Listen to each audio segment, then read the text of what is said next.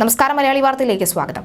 കേരളത്തിൽ ഇടതുപക്ഷത്തെ എതിർക്കുന്നവരെ ഒറ്റപ്പെടുത്താൻ സഖാക്കൾക്ക് ഒരു വാക്കുണ്ട്: സമനില തെറ്റിയവർ. അങ്ങനെ തുടർച്ചയായി വിളിച്ചാൽ കേൾക്കുന്നവരും അത് വിശ്വസിച്ചു തുടങ്ങും. അത് വെച്ച് സമനില തെറ്റിയവരെ പിന്നീട് സഖാക്കൾ കൈകാര്യം ചെയ്യും.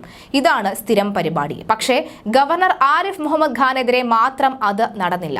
അദ്ദേഹം SFIക്കാർ കരിങ്കൊടി കാട്ടിയപ്പോൾ വണ്ടി തുറന്ന് പുറത്തിറങ്ങി അതിനെ വെല്ലുവിളിച്ചപ്പോൾ മുതലാണ് ആരിഫ് മുഹമ്മദ് ഖാന് സമനില തെറ്റിയെന്ന് സഖാക്കൾ പറഞ്ഞു തുടങ്ങിയത്.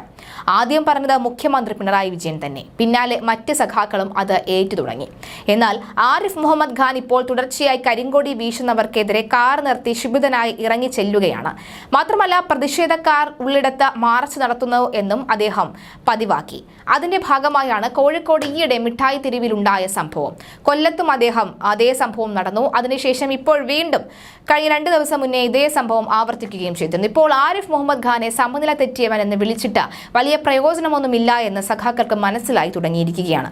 ദീർഘകാലം രാഷ്ട്രീയത്തിൽ ചെറിയ നിലകൾ തൊട്ട് കേന്ദ്രമന്ത്രിസ്ഥാനം വരെ ഉയർന്ന നേതാവാണ് ആരിഫ് മുഹമ്മദ് ഖാൻ. ഷബാനു കേസിൽ മുസ്ലിം ന്യൂനപക്ഷ പ്രീണനം നടത്തിയ കോൺഗ്രസ് നേതാവ് രാജീവ് ഗാന്ധിയോട് വിയോജിപ്പ് പ്രകടിപ്പിച്ച കേന്ദ്രമന്ത്രിസ്ഥാനം രാജിവെച്ച വ്യക്തി കൂടിയാണ് ഗവർണർ ആരിഫ് മുഹമ്മദ് ഖാൻ. ഇപ്പോൾ വിദ്യാഭ്യാസ മന്ത്രി ആർ ബിന്ദു കേരള സർവകലാശാലയുടെ സിൻഡിക്കേറ്റ് യോഗത്തിൽ നിയമവിരുദ്ധമായി അധ്യക്ഷ പദവി വഹിച്ചതോടെ അതിനെതിരെ ഗവർണറും VC മോഹനൻ കുന്നുമലും തിരിഞ്ഞിരിക്കുകയാണ്.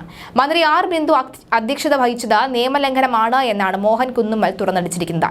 ഇതോടെ ഇപ്പോൾ സിൻഡിക്കേറ്റ് അംഗങ്ങളായ ഇടതുപക്ഷക്കാർ VC മോഹൻ കുന്നുമൽ സ്ഥിരം പട്ടം ചാർത്തി കൊടുത്തിരിക്കുകയാണ്: സമനില തെറ്റിയവനെന്ന്. VCക്ക് സമനില തെറ്റിയിരിക്കുന്നു എന്നാണ് വെള്ളിയാഴ്ച സിൻഡിക്കേറ്റ് അംഗങ്ങൾ ആരോപിച്ചിരിക്കുന്നത്. എന്തായാലും സമനില തെറ്റിയവരുടെ ഒരു കേരളമായി അല്ലെങ്കിൽ ഒരു കേന്ദ്രമായി കേരളത്തെ മാറ്റുകയാണ്. അങ്ങനെയെങ്കിൽ അതിനുള്ള കാരണക്കാരൻ ആരാണെന്ന് വ്യക്തമായി തന്നെ ഇവിടുത്തെ നാട്ടുകാർക്ക് അറിയാമെന്നതും വ്യക്തമാണ്. സർക്കാരിനെതിരെ ആര് ശബ്ദമുയർത്തിയാലും സമനില തെറ്റിയവരെന്ന ബാനറിൽ ഒതുക്കുകയാണെങ്കിൽ ഈ നാട്ടിലെ ജനത്തെ കൂടി അങ്ങനത്തെ ബാനറിൽ ഒതുക്കിക്കോളൂ എന്നാണ് നെഞ്ചുവിരിച്ചവർ പറയുന്നത്.